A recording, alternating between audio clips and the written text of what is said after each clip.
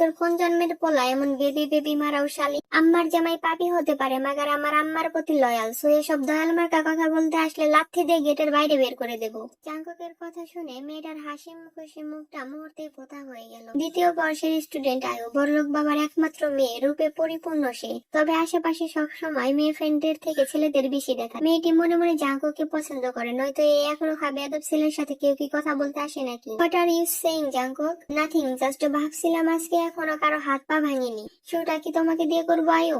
আয়ু ভয়ে ঢোক গিলল।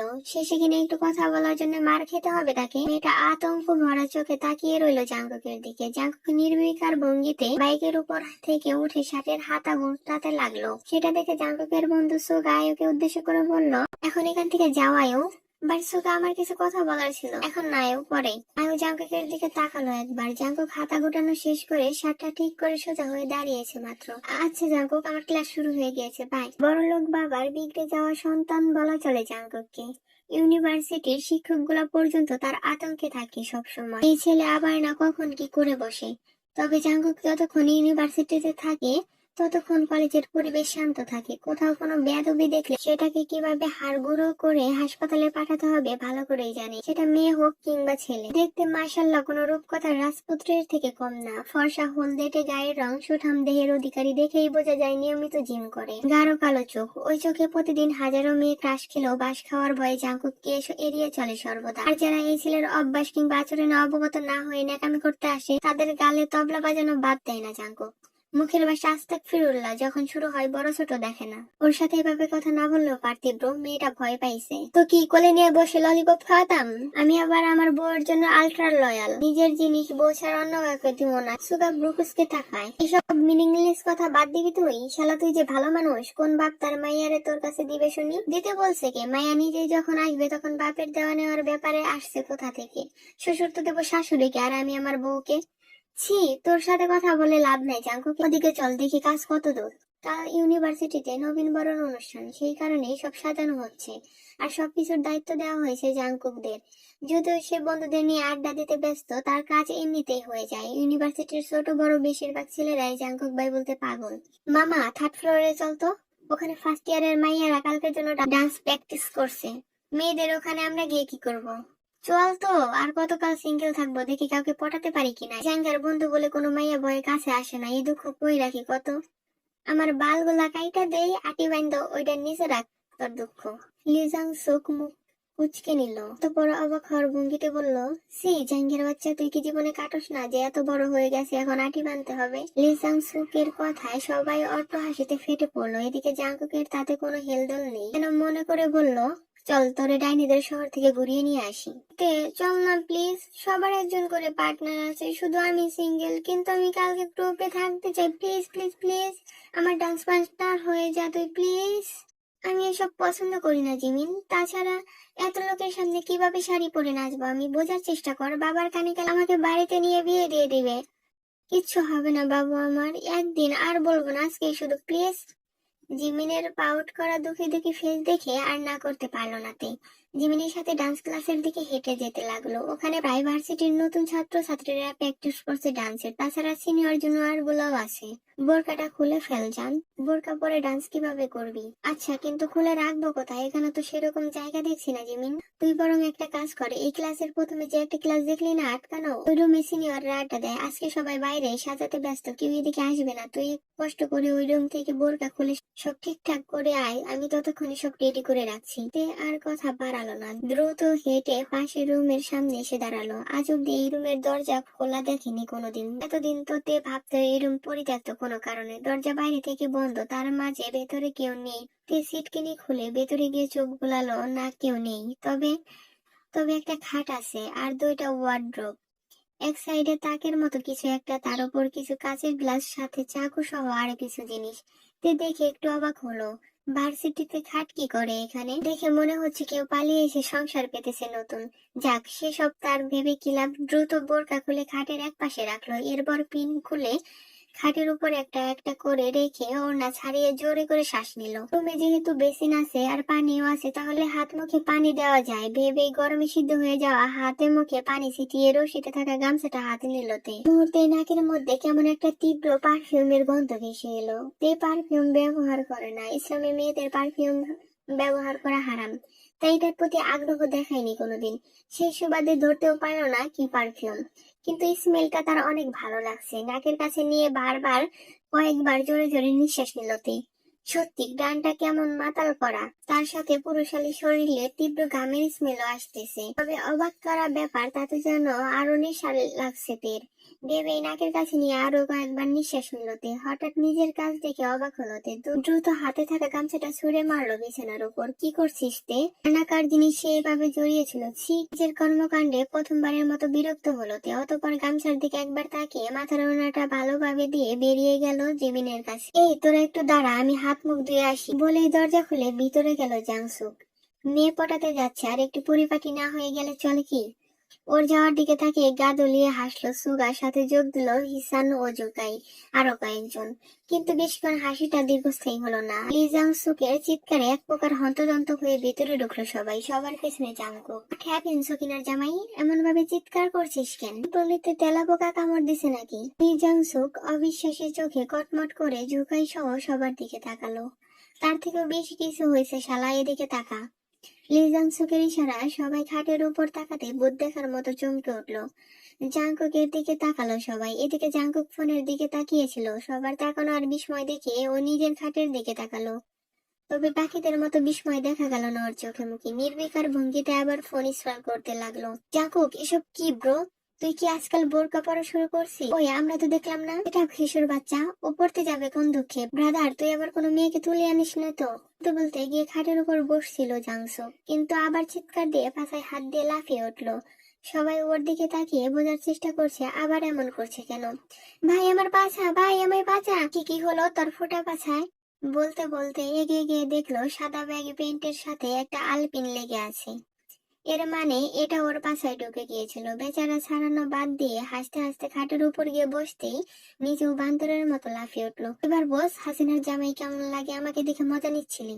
ভাই মাফ করে দে, আগে এটা বের কর, সব কটা বের হয় এখান থেকে। আর এগুলো কে রেখে গেছে তাকে আমার কাছে নিয়ে আয় ফার্স্ট। আমাকেও তো দেখতে হবে, আমার রুমে আমার অনুমতি ছাড়া কে এসেছিল, তা আবার বোরকাটা খেয়ে যেতে।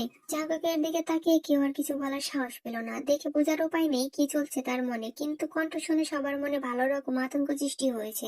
হয়তো কেউ ইচ্ছে করে জাংকুকের নামে বদনাম ছড়ানোর জন্য এটা করেছে ভেবে নিল সবাই। এরপর বেরিয়ে গেল কে রেখেছে এই সন্ধানে। বেচারা লি জাংসুক বিলাইক আইলাম মাইয়া পটাইতে, কিন্তু যাইতেছে জাসুসি করতে। সবাই বাইরে যেতেই রুমের সাইডে থাকা কাঠের চেয়ার টেনে সেখানে বসে বিছানার দিকে তাকিয়ে রইল জাংকুক। এরপর বিছানার দিকে চোখ যেতেই দেখলো গামছা। তাকালো একবার রশির দিকে, না অন্য কারোরটা না, তার নিজের গামছা ওটা। কিন্তু সে তো ওখানে রাখেনি ভেবে কপালে বাস পড়লো কিছুটা। যখন বিছানার দিকে তাকিয়ে এগিয়ে গেল বোরকার কাছে, হাত দিয়ে ছুতে যাবে, ঠিক তখনই দরজার কাছ থেকে মেইলি কণ্ঠ শোনা গেল। এই কে আপনি? কি করছেন? আমার বোরকা ধরছেন কেন? বলে এগিয়ে গিয়ে বোরকাটা হাতে নিতে চাইল কিন্তু সেটা আর হলো না। তার আগেই অনুভব করলো সে খাটের উপর ধপাস করে চিৎ হয়ে পড়েছে, আর তার গলার উপর কারো একটা হাত শক্ত করে আঁকড়ে ধরেছে। চোখ খুলে তাকাতেই একটা অচেনা ছেলে রক্তবর্ণ চোখ দেখে বিচলিত হলেও প্রকাশ করলো না। ছাড়া পাওয়ার জন্য ছটফট করতে লাগলো। তাও ছাড়ছে না দেখে হাত দিয়ে কিল ঘুষে দিতে লাগলো। জাংকুক নিজের এক হাত দিয়ে তের এক হাত পিন করে নিয়ে মুখের কাছে মুখ নিয়ে ফিসফিস করে বলল, এখানে কেন এসেছিস? কে পাঠিয়েছে তোকে? আমাকে ছাড়ুন। কি বলছেন আপনি? আমাকে এভাবে কেন ধরেছেন? ছাড়ুন বলছি। এই শালী, একদম চুপ। যেটা জিজ্ঞেস করছি ভালোই ভালোই সেটা বল। এখানে কে পাঠিয়েছে তোকে? না হলে এমন অবস্থা করবো নিজের পায়ে হেঁটে বাইরে যেতে পারবি না। তে ভয় পেল না, চোখে রাগ ফুটে উঠলো, কণ্ঠে স্পষ্ট ক্রোধ। ছাড়ুন আমাকে। একটা মেয়েকে এভাবে স্পর্শ করতে লজ্জা করে না আপনার? জাংকুকের রাগের মাত্রা বাড়তে লাগলো কাঙ্ক্ষিত উত্তর না পাওয়ায়। আর একটু চেপে ধরলো তের গলা। শ্বাস নিতে না পেরে শ্যামবনের মুখশ্রীর লাল রং ধারণ করেছে, গালের রগ ফুলে উঠেছে। নিজের সবটুকু শক্তি দিয়ে এক ধাক্কায় কিছুটা সরিয়ে দিতে সক্ষম হলো তে। অতঃপর দ্রুত উঠে কাশতে লাগলো, চোখ দিয়ে পানি বের হবে হবে ভাব। জাংকুক উঠে গিয়ে আইস করে চেয়ারের ওপর বসলো। কে পাঠিয়েছে তোকে? কেন এসেছিস সেখানে? জানিস না এখানে আসা বাইরের কারোর জন্য এলাও না? তার উপর দিয়ে একটা শুট মাছ। তেতে উঠলো, গায়ের ওড়নাটা ঠিক করে এগিয়ে গেল জাংকুকের দিকে। আপনার মতো জানোয়ার আমি আর একটাও দেখিনি। কথা নাই বার্তা নাই, আমি আপনাকে চিনি না, আর আপনি আমার গায়ে হাত দিয়ে দিলেন, অসভ্য। এই শালি, গলা নিচে। ছেড়ে দিয়েছি বলে একদম বেটিগিরি করবি না, না হলে আওয়াজ বের করার জন্য তোর গলাটাই আর থাকবে না। তোর মতো জানোয়ার থেকে এর চেয়ে বেশি কি আশা করা যায়? তোরা তো পারিস কোনো মেয়েকে একা দেখলে তাদের উপর ঝাঁপিয়ে পড়তে। জাঙ্কুক মুখ দিয়ে শব্দ করে উঠে দাঁড়ালো, এগিয়ে যেতে লাগলো তের দিকে। তে পিছিয়ে না গিয়ে সোজা হয়ে দাঁড়িয়ে রইল। জাঙ্কুক কাছে গিয়ে নিচু হয়ে তের দিকে কিছুক্ষণ তাকিয়ে রইল, অতঃপর হুট করে তের কোমর পেঁচে উঁচু করে নিজের সাথে মিশিয়ে নিয়ে বলল, জানোয়ারের ট্যাগ দিয়ে দিলি, আবার মেয়েদের উপর ঝাঁপিয়ে পড়ার সার্টিফিকেটও দিয়ে দিলি। কিন্তু পুরস্কার পাওয়ার জন্য তো আগে খেলতে হয়, আর আমি তো এখনো খেলাই শুরু করলাম না। ব্যাপারটা কেমন চুদলিংপং হয়ে গেল না? চল, মানুষ না হয় খেলে পুরস্কার নেয়, আমি না হয় পুরস্কার নেওয়ার পর খেলি, কি বলিস? বলে তের গলার কাছে নিজের মুখে গুঁতে তে নিজের সব শক্তি দিয়ে থাপ্পড় মেরে দিল। জাঙ্কুক থমকালেও বুঝতে না দিয়ে খাটের দিকে যেতে লাগলো। এদিকে তে ছাড়া পাওয়ার জন্য হাত পা ছোড়াছুড়ি করছে। ভীষণ বাজে রকমের অস্বস্তি হচ্ছে তার। জীবনে প্রথম কোনো ছেলে তার এত কাছে, তাও এমন স্পর্শ নিতে পারছে না তে। জাঙ্কুক খাটের উপর নামাতে যাবে অমনি তে ডলে পড়লো জাঙ্কুকের উপর। জাঙ্কুক হতভম্ব হয়ে নিজের দিকে একবার তাকাচ্ছে, তের দিকে একবার তাকাচ্ছে। কি হলো? এই মেয়ে তো ভালোই তেজ দেখাচ্ছিল। জীবনে প্রথম কোনো মেয়ে ওর সামনে গলা উঁচু করে ভালোই কথা বলছিল। জাঙ্কুকের বেশ মজা লাগছিল ব্যাপারটা, নিজের সাথে টক্কর দেওয়ার মতো কাউকে দেখে। একটু না হয় ভয় দেখাতে চেয়েছিল, তাই বলে এই মেয়ে জ্ঞান হারাবে? জাঙ্কুক বিস্মিত, অবাক, হতভম্ব। মুখ দিয়ে শব্দ করে ওখানেই শুয়ে দিল থেকে। নিজে উঠে গিয়ে আবার বসলো চেয়ারের উপর। বারবার না চাইতেও কেন জানি এই মেয়েকে দেখতে ইচ্ছে করছে ওর। বিবেককে সাইডে রেখে আবেগের কথা শুনে খুঁটিয়ে খুঁটিয়ে দেখতে লাগলো থেকে। উজ্জ্বল শ্যামবর্ণ গায়ের রং, ধূসর রঙের সুতির থ্রি পিস পরা, গোলকাল মুখে দুটো চোখ বন্ধ হয়ে আছে। চোখের পাপড়িগুলো তুলনামূলক বড় লাগলো জাঙ্কুকের কাছে। লালও না আবার কালো না, কেমন কি নাম দিবে জাঙ্কুক এই রঙের? হ্যাঁ, ডার্ক ওয়াইন। কালার মন্দ লাগলো না তার। ঠোঁট দেখে ডার্ক ওয়াইনের কথাই আগে মাথায় আসলো তার। ঠোঁট থেকে চোখ নিচে নামাতেই দেখলো থুতনি কিছুটা আপেলের পাছার মতো, মাঝখানের দিকে কিছুটা ঢেউ খেলানো। এর থেকে বেশি কিছু দেখতে পারলো না। হঠাৎ দরজা খোলার শব্দে দরজার দিকে তাকালো, দেখলো জিমিন তড়িঘড়ি করে ভেতরে ঢুকছে। তে, এই তে, কি হয়েছে তোর? এখানে শুয়ে আছিস কেন তে? বলে গালে থাপ্পড় দিতে লাগলো। বেসিন থেকে পানি আনতে গেলে চোখ পড়লো জাঙ্কুকের দিকে। ভাইয়া, কি করছিস তুই তোর সাথে? ও অজ্ঞান হলো কি করে? তুই চিনিস ওকে? অবাক দৃষ্টিতে বলল জাঙ্কুক। ও আমার বেস্ট ফ্রেন্ড, আমি কেন চিনবো না? আর আমি তো এখানে পাঠিয়েছিলাম ওকে বোরকা খুলে রাখতে। তার আগে বল তুই কি করেছিস ওর সাথে? জাঙ্কুক শান্ত হলো। তার মানে সে যা ভেবেছিল তেমন কিছু না। জাঙ্কুক উঠতে উঠতে জবাব দিল, আমি কি করে বলবো? আমাকে সার্টিফিকেট দিল, তাই আমি সার্টিফিকেট নেওয়ার মতো কাজ করে দিতে যাওয়ায় বেহুশ হয়ে পড়েছে। তোর বেস্ট ফ্রেন্ডকে বেশি বেশি পুষ্টিকর খাবার খেতে বলিস, সাথে মধু। আর আমি আজ বাসায় যাব না। ড্রয়ারে ফ্ল্যাটের চাবি রাখা নিয়ে যাস, টাকা লাগলে ওখানেই পাবি। বলেই বেরিয়ে গেল জাঙ্কুক। জিমিন ভাইয়ের যাওয়ার দিকে তাকিয়ে দ্রুত পানি নিয়ে তের কাছে গেল। কিছুক্ষণ পর তের জ্ঞান ফিরতে জিমিনের প্রশ্ন ছড়ে দিল, কিন্তু তে নিজেকে শান্ত করে এসব জিমিনকে বলল না। শুধু শুধু টেনশন দিতে চায় না। কিছু হয়নি বলে বোরকা পরে বেরিয়ে এলো। তে গ্রামের মেয়ে, বাবা ছবির একজন স্কুল শিক্ষক, তার মা ইউনজন। তের একটা ছোট ভাই আছে। কলেজ শেষ করে ইউনজন বেগম মেয়েকে বিয়ে দিতে চাইলেও বাবার স্বপ্ন তার মেয়ে একদিন তার মুখ উজ্জ্বল করবে। সেই কারণেই তো এত বড় একটা প্রাইভেট কলেজে মেয়েকে ভর্তি করা। তে অত্যন্ত সাহসী আর বুদ্ধিমতী মেয়ে। বাবার স্বভাব তার মধ্যে পুরোটাই। গায়ের রংটাই শুধু একটু চাপা, তাছাড়া গুণে পরিপূর্ণ। এখানে ভার্সিটিতে ভর্তি হওয়ার আগে মামাতো বোনের বিয়েতে বছর খানেক আগে জিমিনের সাথে পরিচয়, আর সেই থেকেই বন্ধুত্ব ওদের। এখানে হোস্টেলে থেকে পড়াশোনা করছে।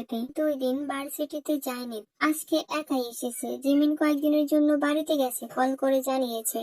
ঢুকতে বকুল গাছের নিচে দেখতে পেল জাঙ্কুক সহ তার পুরো গ্যাংকে। কিছু না বলে পাশ কাটিয়ে চলে যেতে নিলে পেছন থেকে জাঙ্কুকের কণ্ঠ ভেসে এলো, এই যে মিস শালি। তে চমকালো, এটা কিরকম ডাক? আর কাকেই বা এই অসভ্য ছেলে এমন ভাবে ডাকছে ভেবেই আশেপাশে তাকালো না। এটা সে ছাড়া আশেপাশে একটা মেয়েকেও দেখা যাচ্ছে না, আর যাও দেখা যাচ্ছে তাও অনেকটাই দূরে দূরে। কি দেখছেন বোরকাওয়ালি? আচ্ছা বাদ দেন, এই 2 দিন ভার্সিটিতে আসেননি কেন? প্রেমিকা আবার শেখা টাকা দিয়েছে নাকি, নাকি ভাতার মারা গেছে? তে মনে মনে বলল, সি, কথার কি ছিরি, মন তো চাচ্ছে থাপ্পড় মেরে বাসা ঠিক করে দিতে। মনে আমাকে ভালোবাসার কথা না ভেবে এদিকে আসেন তো। মাথায় কি সমস্যা আছে আপনার? ডাক্তার দেখাতে পারেন না? আছে তো, কিন্তু আপনি ছাড়া অন্য শালী এই অসুখ সারাইতে পারবে না ম্যাডাম। আপনি কি জানেন আপনি চরম লেভেলের বেয়াদব? শুধু বেয়াদব না, আপনার মতো ইতর প্রজাতির প্রাণী আমি আর একটাও দেখিনি এই জীবনে। দেখবেন কি করে?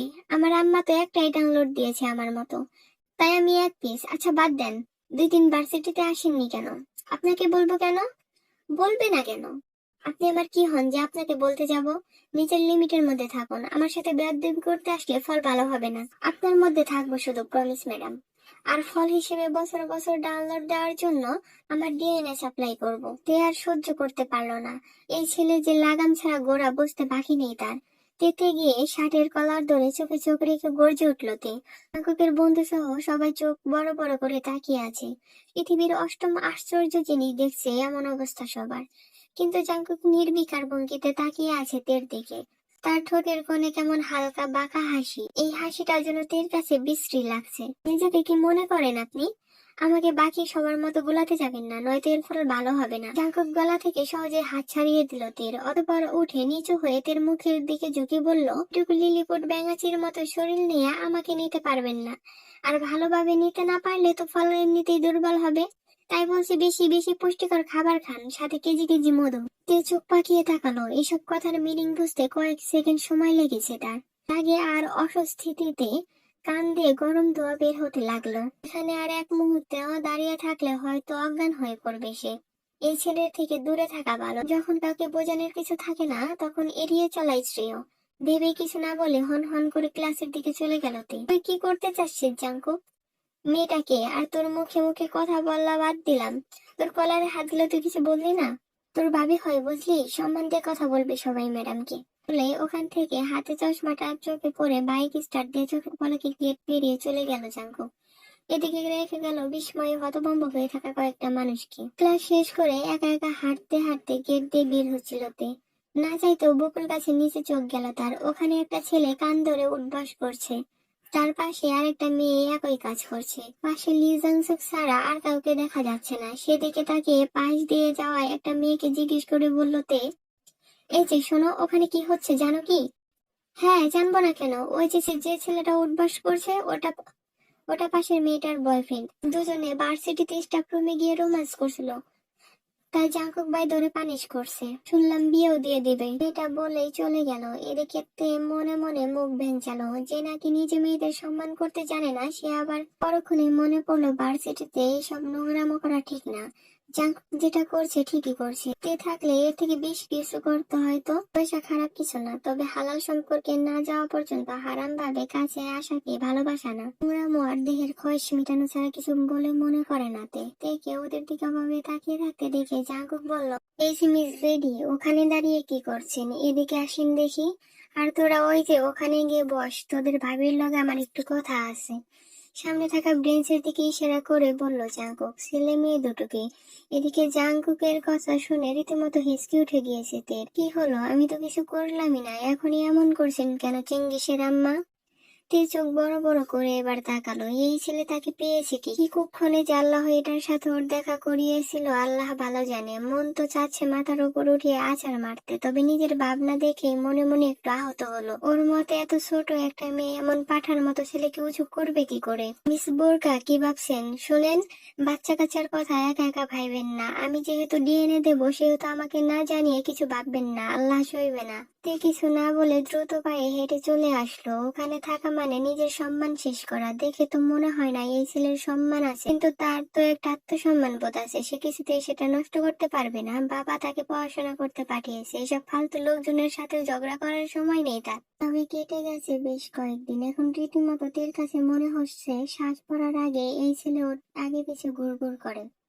অনেকের থেকেই শুনেছে, তাতে যতদূর বুঝেছে হয়তো সেদিনের অপমান আর থাপ্পড়ের জন্য এমন করছে। আর আজকে তো সব সীমা অতিক্রম করে ফেলেছে জাঙ্কু। তে এখন হাসপাতালের কেবিনে বসে আছে। বেডে শুয়ে আছে তের বয়ফ্রেন্ড বোগাম। হাতে পায়ে ব্যান্ডেজ করা, শরীরের প্রায় সব জায়গায় ব্যান্ডেজ। কি বাজে ভাবে না মেরেছে জাঙ্কুক। মাথায় তরতর করে রাগ উঠছে তের। বোগাম গতকাল থেকে নিতে ভার্সিটি গিয়েছিল। দুজনের বাড়ি একই গ্রামে, দুজনের বিয়েও ঠিক করে রেখেছে বাড়ি থেকে অনেক আগে। আজকে বাড়ি যাবে যেন সব গুছিয়ে রাখে বলার জন্য আর তেকে দেখার জন্য গিয়েছিল বোগাম গতকাল। দুজনে দেখা করে ভার্সিটির সামনের ক্যাফেতে বসে কথা বলছিল। সেটাই জাঙ্কুকের এক চেলা পিক তুলে পাঠিয়েছে জাঙ্কুককে। তারপর সবার সামনে এক প্রকার হিংস্র পানির ন্যায় ঝাঁপিয়ে পড়েছিল কোথা থেকে এসে জাঙ্কুক। জাংকুক। সব থেকে অবাক করার বিষয় হচ্ছে আশেপাশের কেউ একটা শব্দ অব্দি করেনি। থামানোর তো দূরের কথা, জাংকুককে ভয় পায় মানা যায়, তাই বলে একটা মানুষকে চোখের সামনে মারতে দেখেও মানুষ কিভাবে দাঁড়িয়ে থাকতে পারে? মারতে মারতে যখন মুমূর্ষু অবস্থা, তখন কোথা থেকে জাংকুকের বন্ধু সুগা সহ সবাই এসে এক প্রকার টেনে ছড়িয়ে নেয় ওকে। তে বসে বসে এগুলোই মনে করছিল, হঠাৎ বুগামের দিকে চোখ যেতে রাগগুলো মাথা চাড়া দিয়ে উঠলো। কিছুক্ষণ আগে একজন মহিলা সহ একটা লোক আসছে, তাদের সাথে জাংকুকের কি করছে জানতে চাইলে যতদূর বুঝতে পারলো জাংকুকের কোনো শত্রু চাচ্ছে তার নাম খারাপ করতে, এর জন্য শুধু কিছু ক্লু চায় আর তার তেকে ভিকটিম সাজাতে চাচ্ছে। তে তখন কিছু না বললোই এখন উঠে দাঁড়ালো। না, সে আর চুপ করে থাকবে না, এই ছেলের মুখোশ টেনে খুলে দিতে হবে। বাইরে যেতেই দেখলো মহিলা আর লোকটা এখনো বসে আছে। তিকে দেখেই উঠে দাঁড়িয়ে এগিয়ে আসলো। তে ইশারায় বুঝালো সে ইন্টারভিউ দিবে। সামনে থাকা বড় টিভির পর্দায় তাকিয়ে আছে জাংকুক, পাশেই বসে আছে ক্রিস জ্যাকসন সহ আরো কয়েকজন।